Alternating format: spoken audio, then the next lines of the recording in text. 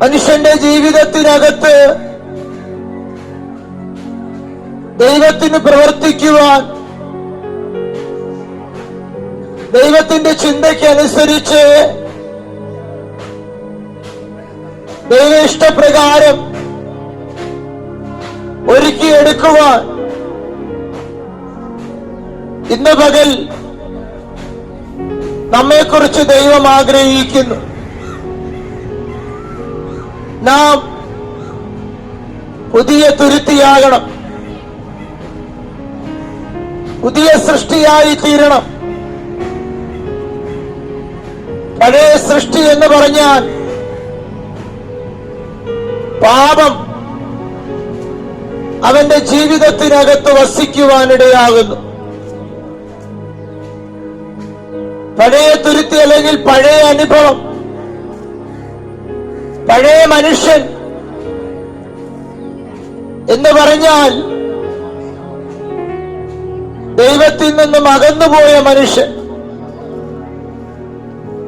ഇപ്രകാരം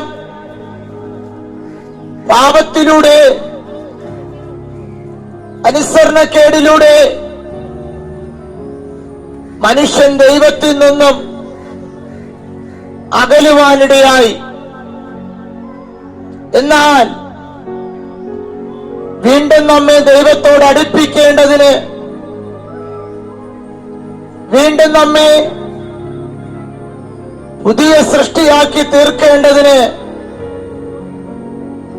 ദൈവം വച്ചിരിക്കുന്ന ഏക വഴി, ഏക മാർഗം ഇന്ന് പകൽ ഞാൻ വിളിച്ചു പറയുന്ന കർത്താവായ യേശുക്രിസ്തുവാകുന്നു. ഇപ്പൊ മനുഷ്യൻ പഴയ ജീവിതം വിട്ട്, പഴയ സ്വഭാവം ഉപേക്ഷിച്ച് പുതിയ സ്വഭാവത്തിലേക്ക് വരണം. പഴയ മനുഷ്യനും പുതിയ മനുഷ്യനും തമ്മിൽ രണ്ട് വ്യത്യസ്ത അനുഭവങ്ങൾ കാണാൻ കഴിയും. പഴയ മനുഷ്യന്റെ ജീവിതത്തിൽ വാണുകൊണ്ടിരിക്കുന്നത് പാപത്തിന്റെ അധികാരിയാണ്, പാപത്തിന്റെ ശക്തിയാണ്, അത് പിശാചാണ്. അവന്റെ ചിന്ത മനുഷ്യന്റെ ജീവിതത്തിൽ കുത്തിനിറച്ച് ദൈവത്തിന്റെ ചിന്തയ്ക്ക് വിരോധമായി,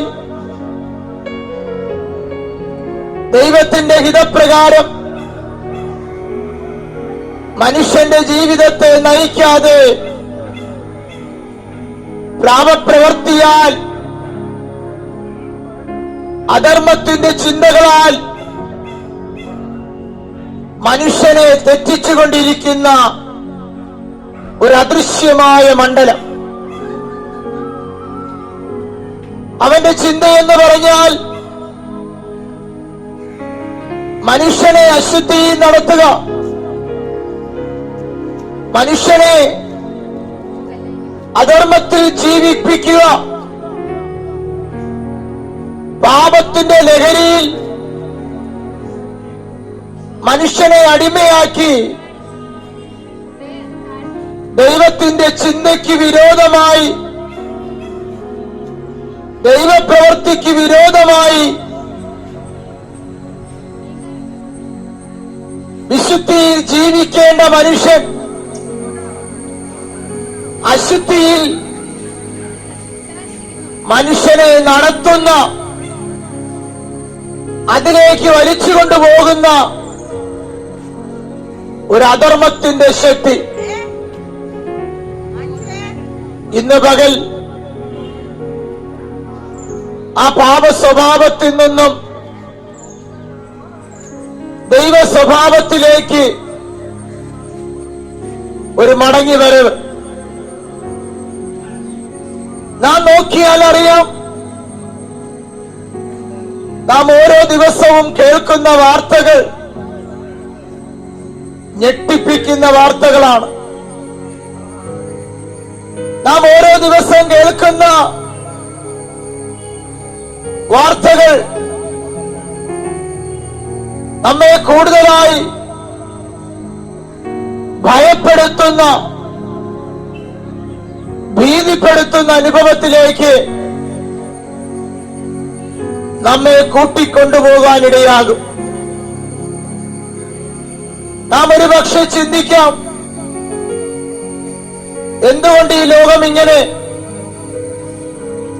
എന്തുകൊണ്ട് ഈ ലോകത്ത് ഇങ്ങനെയെല്ലാം സംഭവിക്കുന്നു? അതിന് ഒന്നാമത് ചെയ്യേണ്ടത്, നാം മനസ്സിലാക്കേണ്ടത്, ഈ മുഴു ലോകവും അടക്കി വാണുകൊണ്ടിരിക്കുന്ന ദുഷ്ടനായ പിശാച് ദൈവത്തിന്റെ ഇഷ്ടം ചെയ്യുവാൻ ദൈവമുണ്ടാക്കിയ മനുഷ്യനെ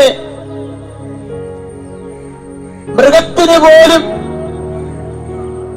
ചെയ്യുവാൻ പറ്റാത്ത രീതിയിൽ, തന്റെ മനസ്സാക്ഷിയെ പോലും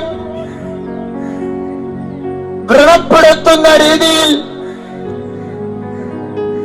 പാപത്തിന് അടിമയായി മനുഷ്യനെ ഓരോ ദിവസവും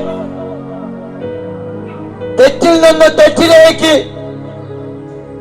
വലിച്ചുകൊണ്ടുപോകുന്ന ഒരനുഭവം. ഈ സാഹചര്യത്തിലാണ് വേദപുസ്തകം നമുക്ക് വെളിച്ചം നൽകുന്നത്. ദൈവത്തിന്റെ വചനം നമുക്ക് വെളിച്ചം നൽകുകയാ. നമ്മുടെ ജീവിതത്തിനകത്ത് രൂപാന്തരമാക്കി തീർക്കുവാൻ, നമ്മെ ഇരുട്ടിൽ നിന്നും വെളിച്ചത്തിലേക്ക് കൊണ്ടുപോകുവാൻ,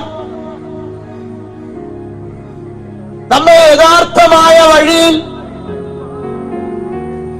നമ്മെ പണിതെടുക്കുവാൻ ഒരു വ്യക്തിക്ക് മാത്രമേ കഴിയത്തുള്ളൂ. ഇന്ന് പകൽ ഞാൻ വിളിച്ചു പറയുന്ന സുവിശേഷത്തിൽ നിറഞ്ഞു നിൽക്കുന്ന യേശുക്രിസ്തുവിന് മാത്രമേ ഒരു മനുഷ്യനെ രൂപാന്തരപ്പെടുത്തുവാൻ കഴിയത്തുള്ളൂ. അതുകൊണ്ടാണ് മനുഷ്യ, നീ പഴയ സൃഷ്ടി വിട്ട്, നീ പഴയ അനുഭവം വിട്ട് പുതിയ ജീവിതത്തിങ്കിലേക്ക് മടങ്ങി വരിക. യേശുക്രിസ്തുവിലൂടെയുള്ള ഒരു ജീവിതം, യേശുക്രിസ്തു നിന്റെ ജീവിതത്തിനകത്ത് വസിക്കുവാൻ, നിന്റെ ഹൃദയത്തിനകത്ത് വസിക്കുവാൻ നീ അവസരം കൊടുക്കുമെങ്കിൽ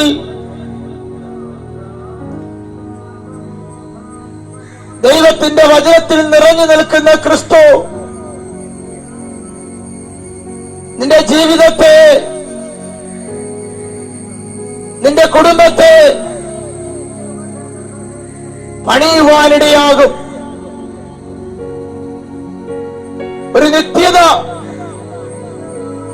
ദൈവം ഒരുക്കി വച്ചിരിക്കുന്നു. പഴയ തുരുത്തി അത് നശിച്ചു പോകും. പഴയ മനുഷ്യനിൽ ക്രിസ്തു വസിക്കുവാൻ കഴിയില്ല. ഒരുവൻ പുതിയ മനുഷ്യനായി തീരണമെങ്കിൽ നിന്റെ പഴയ സ്വഭാവത്തെ, പഴയ ജീവിതത്തെ, പഴയ അനുഭവത്തെ പ്രിയ കുഞ്ഞെ നീ ഉപേക്ഷിക്കണം. പഴയ മനുഷ്യന് ക്രിസ്തുവിൽ ജീവിക്കാൻ കഴിയില്ല. പഴയ മനുഷ്യനെ സ്വർഗത്തിലെ ദൈവം അംഗീകരിക്കില്ല. പഴയ മനുഷ്യൻ എന്ന് പറഞ്ഞാൽ പാപത്തിൽ ജീവിക്കുന്നവൻ. നീ പാപത്തെ ഉപേക്ഷിക്കാതെ, നീ പാപത്തിന്റെ വഴി ഉപേക്ഷിക്കാതെ, നീ പാപത്തിന്റെ മാർഗം ഉപേക്ഷിക്കാതെ സ്വർഗീയ മഹിമ ധരിച്ച യേശുക്രിസ്തു നിന്റെ ജീവിതത്തിൽ വസിക്കുവാൻ കഴിയില്ല. ഈ നല്ല വാർത്ത നിങ്ങളോട് അറിയിക്കുവാനാണ് ഇന്ന് പകൽ ഞങ്ങൾ ഇവിടെ കടന്നു വന്നത്. നീ പുതിയ സൃഷ്ടിയാകുക, നീ പുതിയ മനുഷ്യനായി തീരുക. ദൈവത്തിന് കൊള്ളാവുന്ന ഒരു പുതിയ തുരുത്തിയായി, ദൈവം വസിക്കുന്ന, ദൈവത്തിന് ഉപയോഗിക്കാൻ കൊള്ളാവുന്ന ഒരു നല്ല കൽപാത്രമായി, നല്ലൊരു ആയുധമായി, നല്ലൊരു മനുഷ്യനായി ദൈവത്തിന്റെ മുമ്പിൽ നല്ലൊരു ദൈവത്തിന്റെ പുത്രനായി തീരുവാൻ നീ ആഗ്രഹിക്കുന്നുണ്ടോ കുഞ്ഞേ? നിന്റെ ജീവിതം, നിന്റെ കുടുംബം, നിന്റെ കുഞ്ഞുങ്ങൾ, നിന്റെ ജീവിതത്തിനകത്ത് ഒരു യഥാർത്ഥമായ അനുഭവം, ഒരു യഥാർത്ഥമായ രൂപാന്തരം നിന്റെ ജീവിതത്തിനകത്തുണ്ടാകാൻ നീ ആഗ്രഹിക്കുന്നുണ്ടോ? അതിനുള്ള ഏക വഴി, അതിനുള്ള ഏക മാർഗം യേശുക്രിസ്തുവിനെ നിന്റെ ജീവിതത്തിലേക്ക് ക്ഷണിക്കുക എന്നാണ്. ആരാണ് യേശുക്രിസ്തു? ക്രിസ്ത്യാനികളുടെ ദൈവമല്ല. യേശുക്രിസ്തു ഒരു മതത്തിന്റെ ദൈവമല്ല. മനുഷ്യനായി ജനിക്കപ്പെട്ട ഏതു കുലത്തിലും ഏതു വർണ്ണത്തിലും സൃഷ്ടിക്കപ്പെട്ട മനുഷ്യൻ, മനുഷ്യനായി സൃഷ്ടിക്കപ്പെട്ട സകല മനുഷ്യർക്കും വേണ്ടി ഓരോ മനുഷ്യന്റെ ജീവിതത്തിനകത്ത് കുടിയേറിക്കിടന്ന പാപത്തെ, പാപത്തിലൂടെ അകന്നുപോയ മനുഷ്യനെ തന്റെ മരണത്തിലൂടെ വീണ്ടെടുക്കുവാനിടയായി. ഇന്നേക്ക് 2024 വർഷങ്ങൾക്ക് മുമ്പേ കാൽവരി എന്ന മലമേൽ രണ്ട് കള്ളന്മാരുടെ നടുവിൽ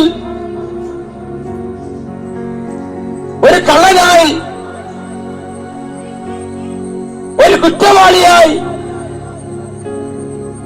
ഒരു കുറ്റവും ചെയ്യാത്തവനെ അവന്റെ ജീവിതത്തിനകത്തൊരു പാപം പോലും ഇല്ലാതിരിക്കുമ്പോൾ യേശുക്രിസ്തുവിനെ നോക്കിയിട്ട് പിലാത്തോസ് ഇങ്ങനെ പറഞ്ഞു,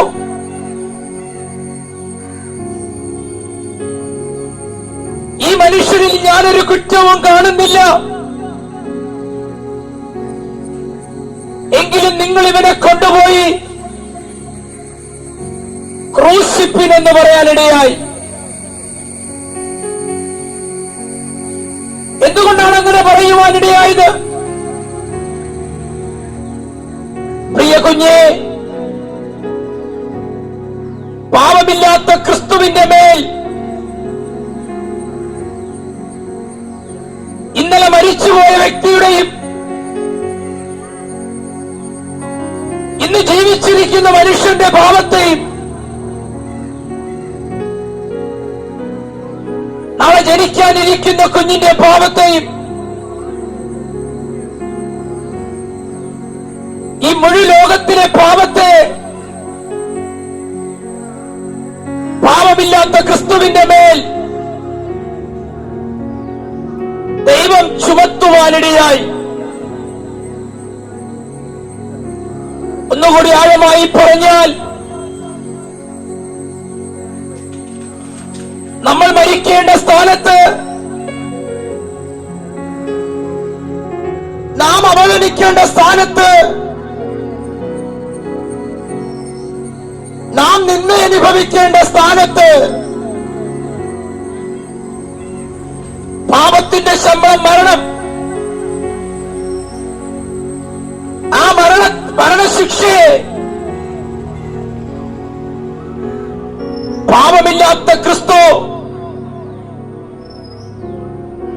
പാപമുള്ളവനായി പാപത്തിന്റെ ശിക്ഷ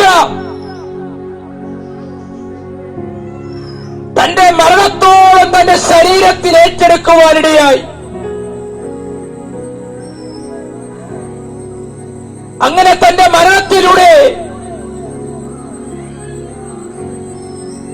മാനവരാശികളെ വീണ്ടെടുക്കുവാനിടയായി.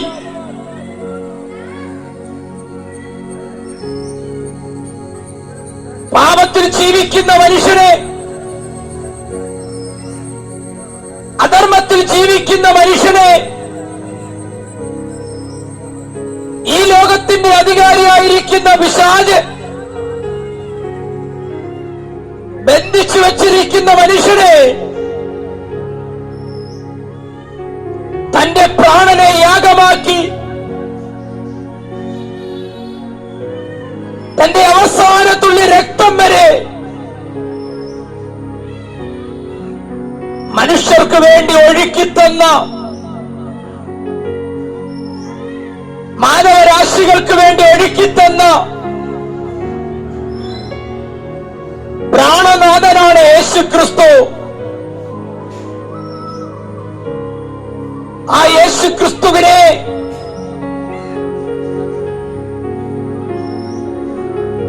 നീ വിശ്വസിച്ച് നിന്റെ പാപത്തെ ഏറ്റുപറഞ്ഞ് യേശുവിനെ നീ ഹൃദയം കൊണ്ട് സ്വീകരിച്ച് നിന്റെ ജീവിതത്തിനകത്ത് ദൈവപുത്രനായിരിക്കുന്ന ക്രിസ്തുവിനെ ക്രിസ്തുവിനായി നീ വിട്ടുകൊടുത്താൽ, പ്രിയ കുഞ്ഞേ, നിന്റെ ജീവിതം ഈ ഭൂമി കൊണ്ട് അവസാനിക്കില്ല.